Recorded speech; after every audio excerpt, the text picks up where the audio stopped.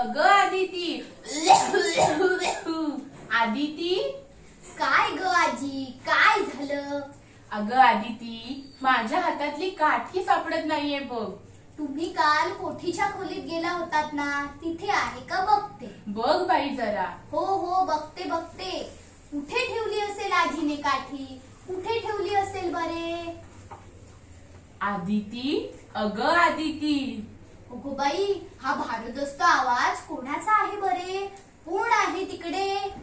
आदिती, ओळखलंस का मला? आपण कोण? मी जाते. पूर्वी आमचा वापर धान्य दळण्यासाठी व्हायचा, पण हल्ली आमचा वापर करतय कोण? आता आमचा वापर फक्त लग्नाची हळद दळण्यासाठीच करतात. हो हो, खरं आहे तुमचं. कुठे ठेवली असेल काठी? आदिती, अगं आदिती, ओळखलंस का मला? आपण कोण आहात? मी काठवट. पूर्वी आमचा वापर पीठ मळण्यासाठी केला जात असे, पण हल्ली ज्या तुमच्या धातूच्या पराती आल्यामुळे माझा वापर कमीच झाला बघ. हो हो, खरं आहे तुमचं. कुठे ठेवली असेल आजीने काठी? कुठे ठेवली असेल?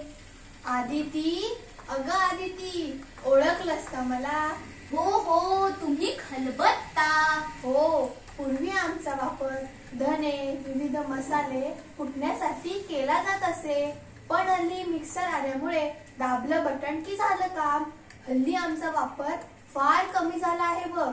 हो, खरं आहे तुमचं, पण हल्ली ही सगळी कामं करायला लोकांकडे वेळ कुठे आहे? खरं आहे बघ आदिती तुझं. हो हो, कुठे ठेवली असेल काठी?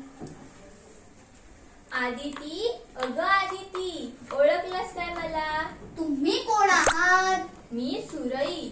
पूर्वी लोक माझा वापर थंडगार पाणी पिण्यासाठी करायचे, पण हल्ली तुमचा फ्रीज आल्यामुळे माझा वापर कमीच झाला बघ. हो हो, खरं आहे. हल्ली आम्ही सगळे फ्रीज मधले थंडगार पाणी पितो. कुठे ठेवली असेल आजीने काठी? कुठे ठेवली असेल बरे? आदिती, अगं आदिती, मिळाली का काठी? हो हो, मिळाली मिळाली. ये लवकर. ही घे तुझी काठी. मिळाली का काठी? हो हो, आणि आजी, तुला माहितीये का, कोठीच्या खोलीतील सर्व जुन्या भांड्यांनी माझ्याशी चक्क संवाद साधला. हो आदिती, कितीही काळ बदलला, नवीन भांडी आली तरी जुन्या भांड्यांचे महत्व मात्र कमी होणार नाही हो. शेवटी जुनं तेच सोनं. धन्यवाद.